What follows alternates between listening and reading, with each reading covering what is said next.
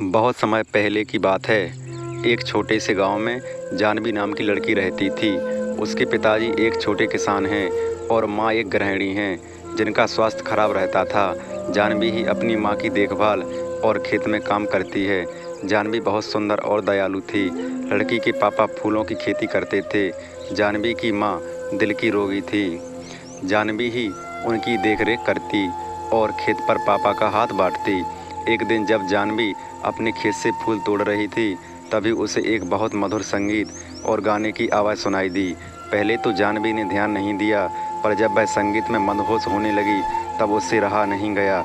जहाँ से गाने की आवाज़ आ रही थी, जानवी उसी ओर चल दी।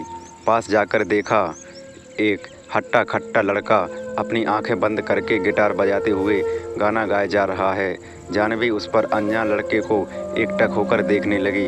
बहुत देर तक जानवी उसको देखती रही और संगीत में खोकर उसके पास आंखें बंद करके बैठ गई। जब लड़के ने गाना बंद किया और आंखें खोलीं, तो देखा एक सुंदर और मासूम सी लड़की उसके सामने बैठी है। लड़के का नाम राज था। राज ने पूछा, तुम कौन हो? जानवी एकदम से चौंक गई और बोली, कुछ ना बोल पाई। धीरे धीरे दोनों ने बात करना शुरू किया। जानवी ने राज के गाने की तारीफ की और राज ने उसकी सुंदरता की। राज पड़ोस के ही गांव का लड़का था जिसको संगीत में बहुत रुचि थी, पर घरवालों के कहने पर वह शहर में पढ़ाई करने गया था और नौकरी न मिलने की वजह से गांव वापस आया था। उस दिन दोनों बैठकर घंटों बातें करते रहे और दोस्त बन गए। जानवी को राज पसंद आ गया और दोनों रोज़ मिलने लगे। बहुत कम समय में दोनों एक दूसरे के प्यार में पड़ गए। जानवी को अपनी किस्मत में पाकर राज खुश रहने लगा, पर उसकी यह खुशी ज़्यादा दिन की नहीं थी। एक दिन जानवी के पिता ने दोनों को एक साथ पकड़ लिया और राज को दोबारा उनके गांव में आने से रोक दिया। जानवी ने अपने पिता समझने की कोशिश की, पर उसके पिता एक गाने वाले के सख्त खिलाफ थे। जब जानवी की माँ को यह पता चला, तो उनकी तबीयत और बिगड़ गई। इस बात से परेशान होकर जानवी ने राज से फ़ोन पर भी बात करना बंद कर दिया। राज ने मायूस होकर गांव को छोड़ दिया। देखते देखते समय गुजरता गया और जानवी की शादी की बात चलने लगी, पर जानवी अब तक राज को भूल नहीं पाई थी। उसको राज का वह वादा याद आता जो उसने करके गया था, चाहे कितना भी वक्त लग जाए, मैं एक दिन कामयाब होकर तुम्हें लेने ज़रूर आऊँगा। मैं मरते दम तक बस तुमसे ही प्यार करूँगा। तुम मेरा इंतज़ार ज़रूर करना। कभी कभी जानवी को लगता कि राज उसको भूल गया है और कभी कभी लगता वह जल्दी ही वापस आ जाएगा।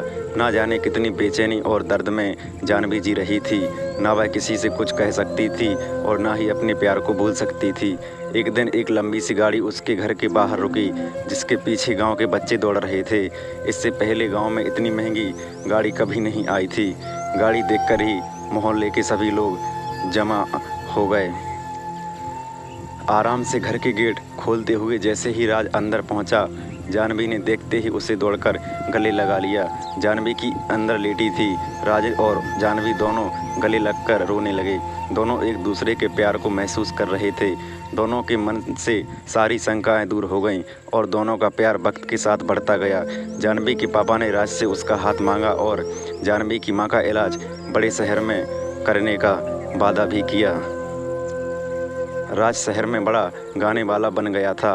उसके गाने टीवी पर आने लगे थे और आज उसके पास वह सब कुछ था जिसको जानवी के पिता ने कभी देखा तक न था।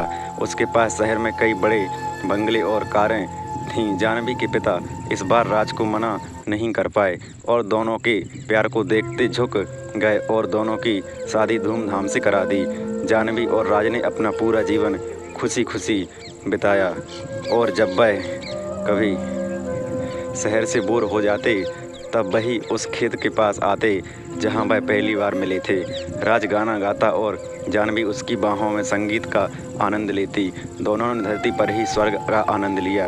दोस्तों, आपको हमारी यह कहानी कैसी लगी, हमें कमेंट करके ज़रूर बताएं।